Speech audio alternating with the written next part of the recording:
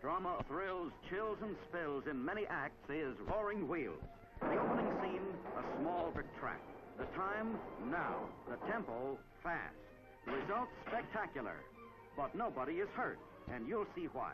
These are miniature racing cars, the results of long hours of careful craftsmanship at a workbench.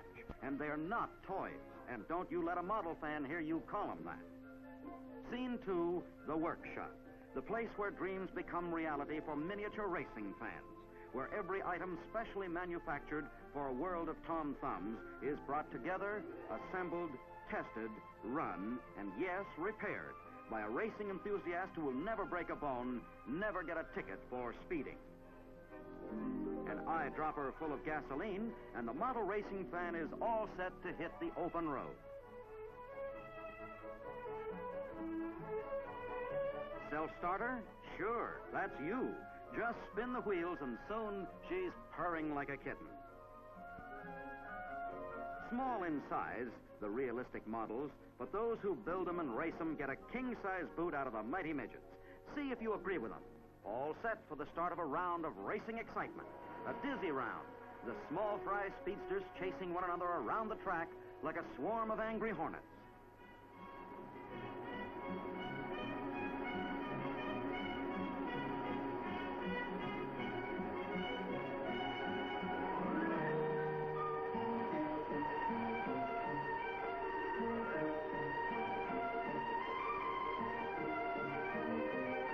How do you suppose they stop them? I'm sure they don't have brakes. How? Trip the cutoff switch with a handkerchief. All signs point to the increasing popularity of small-scale autos. More and more people interested, more and more clubs form. Here, the hobby is enhanced by the exchanging of ideas and rubbing of elbows with a fellow enthusiast. Now, the latest creation of the club is tested on the circular track.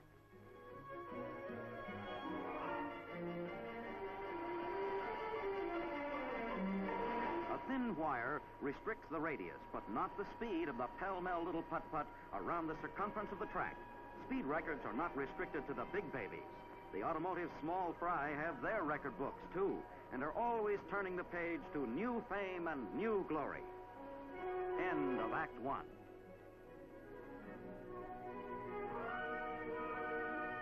In Act 2 of Roaring Wheels, the younger set takes a bow. The cars are bigger, but the drivers are kids. Plenty grown up in their abilities, but circumscribed by the size of their junior midgets. Shucks, Big Brother would love to be doing this, but Big Brother won't fit. Lucky for little.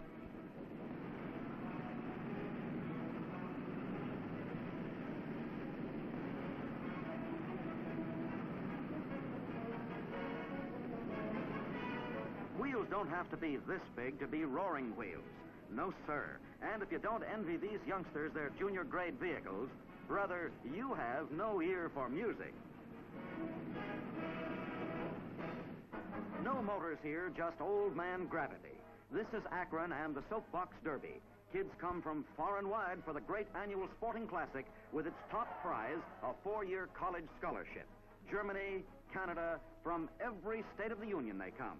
Hometown winners out to give the big time that old do-or-die try. And away they go, heat after sizzling heat. 3 soapboxes at a clip down the sloping runway at Derby Downs. Roaring Wheels in still another setting. Still another pulse-tingling moment in the life of contestant and spectator alike.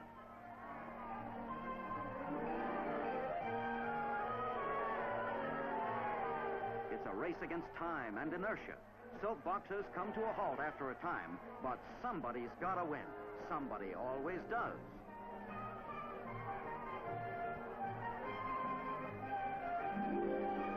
Make way for the leaping Lenas of the automotive world, the Hot Rods. A bundle of noise and impertinence held together by chewing gum and piloted by a second cousin to a mountain goat. Hot shots in hot rods. Yes, sir, give 'em room. Take away 2 wheels and what have you got? A motorcycle. But you don't take away the roar and the speed and the excitement. All you do is add to the risks and the broken bones.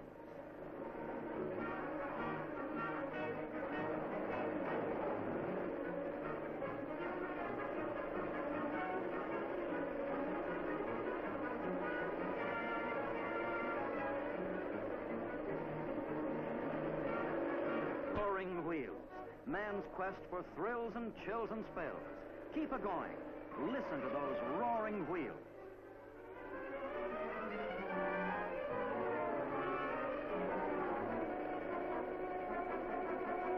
Ever since time began, man has wanted to climb a little higher or go a little faster than the next fellow. No odds are too long, no risk too great, as he goes all out to win.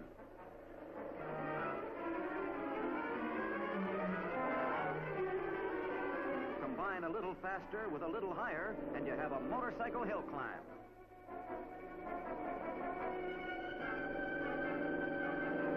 This is a symphony of speed and daring, of excitement fraught with danger.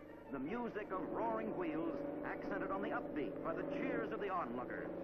On the downbeat by their groans when a daredevil runs afoul of Lady Luck.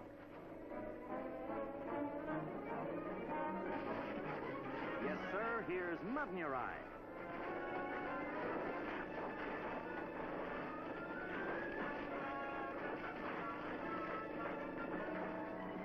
The Jeep, four-wheeled veteran of World War II, provides a Spanish-American war atmosphere. Remember the Rough Riders? Well, jeepers creepers, isn't this riding rough enough? Yes, sir, these babies go anywhere. Bouncing, soaring, four wheels roaring. The fish were biting here until this morning. Then the Jeeps came. Oh, well, the big ones always get away. Final act, roaring wheels. The scene, Bonneville Salt Flats. Painted lines, streamlined racing cars. Props for the drama of John Cobb's assault on the world record. There's a lot of horsepower in that sleek power plant, and now it's put under wraps. The bug-like shell enclosing chassis and engine. A mechanic is at the wheel of this racer, king of all roaring wheels, fastest car in the world. Ice to keep the engine from overheating. No man has traveled faster on the ground than John Cobb of London. If he had stuck to roaring wheels, Cobb might be alive today. He died in a speedboat, shooting for a water record, too.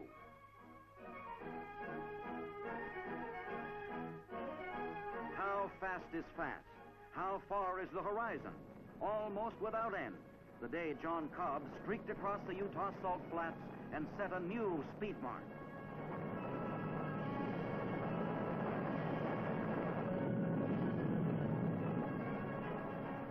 Down a painted line into history.